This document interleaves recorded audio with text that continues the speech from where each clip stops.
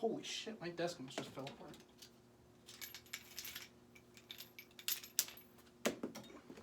Hey everyone, how's it going? I planned to do this video a long time ago, and I actually did. It turned out really bad. It just didn't look good. The lighting was very bad. I got the lighting to calm down. And I didn't really. It's just autofocus lock. Anyways, regardless, I'm going to be talking about action movie today. And not only... Hey, cat! I'm going to be talking about an action movie today, and not just any action movie. The best one that you probably forgot about. When I mention an action movie, what do you generally think of? Do you think of, I don't know, like Tomb Raider with Angelina Jolie and the pointy boobs that Angelina Jolie is known for at this point? Or maybe do you think of The Mummy with Brendan Fraser, of course, and not fucking Tom Cruise? If you say Tom Cruise, I swear to God. Or I don't know, G-Force with the rats. No, I'm going to be talking about the best movie that you definitely forgot about that I hold as my favorite action movie of all time, and that's going to be The A-Team. I love it when a plan comes together. This masterpiece was received with less than stellar reviews, but that's not what we're worried about. That's, reviews sometimes are wrong. Sometimes. Regardless, they had mentioned that it was overkill and that the over-the-top nature of it squelched the movie. Hey Siri, what does squelched mean? As of epic means, make a soft sucking sound such as that made by walking heavily through mud. Do you want to hear the next? No, that. Let's get started, shall we? The intro sequence is 22 minutes long. The intro sequence is 22 minutes long. Generally, an intro sequence is only there to be like, oh, yo, this is the setting. These are the characters that we're talking about. Cool. Well, there's 4 main characters in this movie. And it gives like a 5-minute intro for every single one of those characters. AARP, Arkham Asylum, Kung Fu Panda, and an E-Boy. All walk into a hospital. And before you blow me up in the comments, I know that Kung Fu is not the fighting style that Quentin Jackson fights in, so please don't kill me. So we meet the gang and get that sweet intro. So blah, blah, blah. Antifreeze marinade. Blah, blah. Engraving plates. And I'd like to point out something that the Six Flags man actually says. He's wearing body armor in HQ, and that should tell you everything you need to know about the CIA. First off, the guy's wearing what's essentially cardboard LARPing gear. Seriously, it looks like this guy made it off a WikiHow article on how to do DIY cardboard armor. So blah, blah, frat guys with trigger fingers, blah, blah, blah, Hannibal, please. And we get to the planning room where they're actually planning out this heist that they're going to do on these engraving plates. Well, BA insists that he's not going to do anything with planes, so let's keep that off the table and keep that in mind. Nobody's going to leave the truck once we get in it. Okay. So the lady that used to sleep with Face actually runs into the general's tent and starts confronting him about what the plan is and what the guys are up to.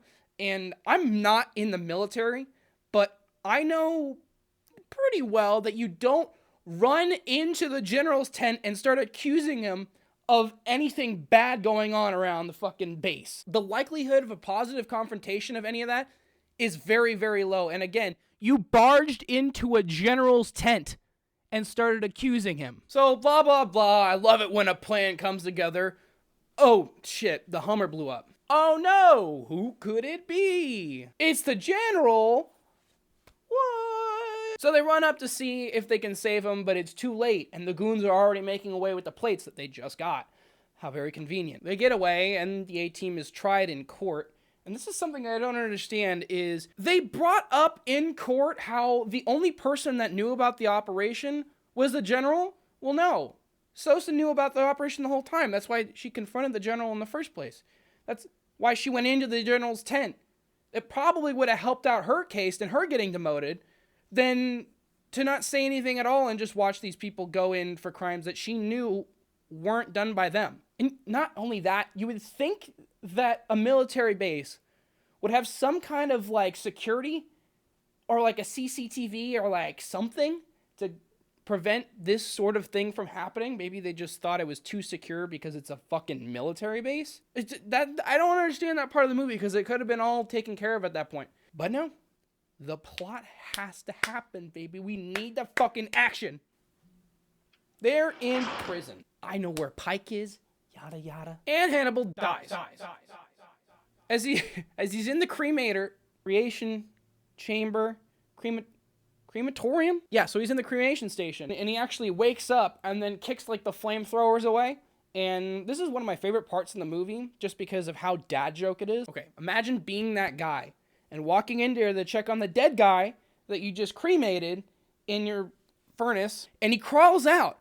And the first thing that he says to you is, Satan walks in this bar. He's not mad that you put him in there, like, when he wasn't dead. He isn't, like, phased at all. He tells a shitty dad joke. How fucking alpha is that? And he breaks face out of this resort of a fucking prison that he's living. I don't know how the hell he got any of that. I mean, what amenities do you really want to even have? This has more than my apartment does. I mean, this guy had a girl inside prison. It was a total fucking bachelor pad. He was soaking it up. And they break BA out, but he can't kill anymore because he's fucking abstinent or something. And listen, I don't want to pick out continuity in an action movie because it just seems redundant and really nitpicky. But I thought this was really funny. Whenever they are giving out these 3D glasses, they're going to let me explain. So they're going to break Murdoch out of this mental ward that he's in, because of course he's in a mental ward. And they start handing out these 3D glasses. Well, the guy is holding the 3D glasses in one hand at the beginning, and then he has them on in the next shot, and then he has them off again in the shot after that. Now, I don't mean to be picking on such a small whatever part of an action movie, but this was so blatantly obvious, it just caught me off guard. They didn't even try. So they break out Captain Crunch and are flying this plane that very quickly becomes a submarine, I should have. An escape in a tank that was on board. A tank. Plane? No more. Tank. Falling. They escape in the tank that's inside of the plane that went into the ocean. This is one of my favorite scenes in any action movie ever because it's so childlike. They get in the tank and are shooting down the UAVs that shot down the plane that they escaped in the tank in, and they're shooting them down in the tank. This sounds like the dream of a future ROTC kid. It's insane. Colonel Mustard gets in the tank and shoots down the bad guys because he's good. So they fly the tank and use the main cannon to propel them into a lake where they smash the shit out of some poor, what was he, German? Whatever nationality that guy was. Poor man. So Sosa calls Pretty Boy Floyd and threatens him of, I'm not exactly sure. She just kind of threatens him with a kind of hollow threat. Whatever the case, it actually scares him. And he starts looking up all her credentials like it's a fucking Tinder profile. It's pretty insane. And the great line that he actually says, his henchman guy is like, oh, she's GOD. Are you sure you want to do this? Well, great line. I don't care if she's GOD. Just do it. Absolute power move. So everybody's converging in this train station for a Breakfast Club 2-like meeting. And the A-Team is busy getting those plates back. Remember the ones that they got at the beginning of the movie? They got stolen away from them. Well, they're getting them back now from the guy, Pike. That's the guy that they're after because he put them in prison. So BA starts sliding down the skyscraper like a Fast and Furious movie, because that's about cars. And he's sliding down, but he gets shot at, and then he drops the case, and then he picks it up and starts running away, but then he gets a couple grams heavier. He got shot. I'd like to point out that this Pike guy actually has the most Sith-like eyes for like a non-Star Wars movie. It's kind of dreamy, actually, I'm not gonna lie. But uh-oh, shy of surprise, Hannibal drives in and just runs over Pike, completely disregarding the fucking bullets shooting at him. And he hits him, and then BA gets in, and they drive away. Well, as they're driving away, Pike is, like, running out into this intersection, where I think he gets hit by a car. And this is where the movie kind of gets weird. It starts turning into this sort of comedy relief type movie. And I know Murdoch is in it, and he's the comedy relief throughout like the entire thing. They make this Pike guy and they make Lynch have these sort of personalities that they didn't have in the beginning. And it's just a very noticeable change in the pace of the movie. I'm really out here doing a fucking movie review. Holy crap. So the Happy Four actually rendezvous at this old farm from Forza 3, apparently. And they go to question the hostage that they picked up with the fucking helicopter like a crane game. This movie is fucking insane. And they go to question him, but it turns out it was the general the whole time. But I thought he died. No, you're fucking wrong. They had you think. That's right, you thought. Now, I know they just said it, but I have a very vague understanding of what just happened. So the general and the Pike guy and Lynch were all planning on stealing these plates together, but they cut Lynch out of the deal, right? So they had Lynch, Pike, and the general. Lynch was removed from the situation. The general dies, and Pike runs away with the plates. So they cut Lynch out of the deal, and then it puts the A-team in jail. But Lynch breaks them out of jail. Well, it doesn't break them out. So Lynch tells them that Pike is still out there to expose them because he got cut out of the deal. And now he's going to go get revenge on the general and the A-team. Because as soon as they talked to Lynch, he said, yeah, I know that's the general. I had a feeling that was the general at least. And then he sends an airstrike in on the barn that they're all hiding in. I don't know, man. So Lynch finds out that the general is actually who he thought he was, and he was the pseudo-Arab guy, and he was alive the whole time. And for a great low rate online, you can actually save some time in the process. It's actually really convincing stuff. And again, this is a weird point in the movie where we're about 3/4 of the way through. It doesn't feel like too much has happened. Obviously, there's been like a heist, and they fall down in the tank and everything, but the comedy thing is weird. Lynch has this bit where he makes a goofy name for the plane that's gonna go kill the general and like the A-team. And he goes, oh, that's sick. I wish I had come up with that. Which is kind of not even close to what his character was in the beginning. Maybe it showed some sort of sense of humor, but he was like a more serious character.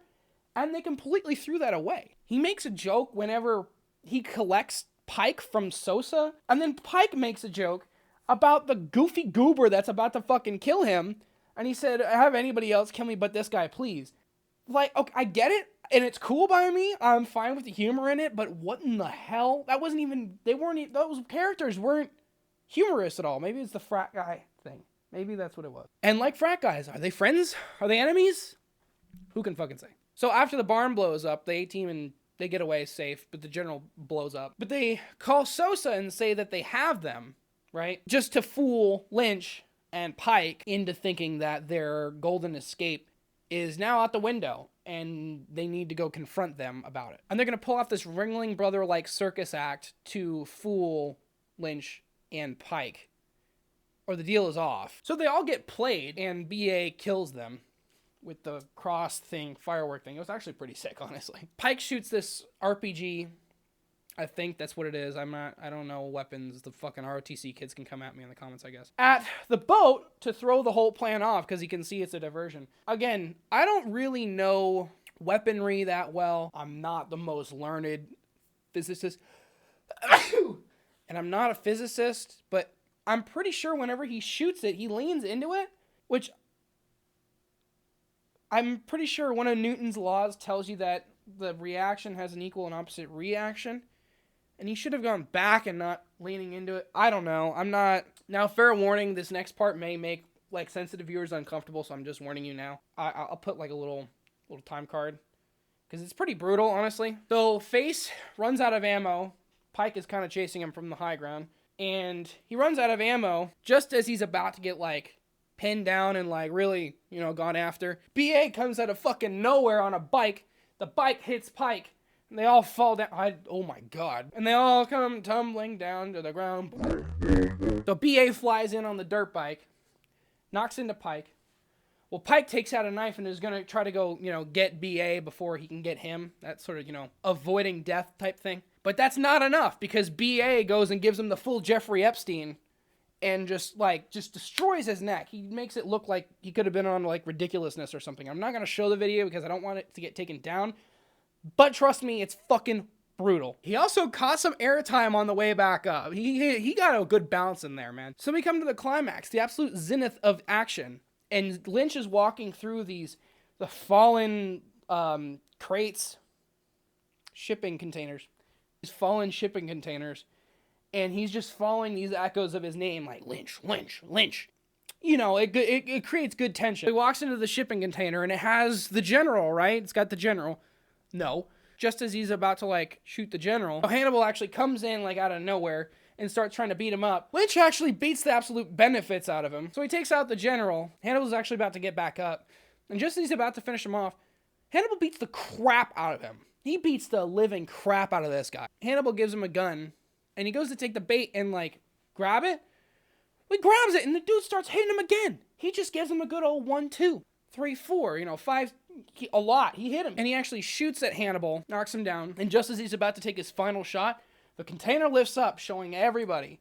And we get the cool little callback to the cup game that they were playing on the boat. So a shitty joke in allusion to the previous events. And some short monologues later, they actually end up arrested again. Yeah, and I was expecting this to happen whenever they were evading for so long, but... Oh, wait, no. Sosa gave him the key when she Frenched face. I don't even know why I thought the jig was up. And that's the end.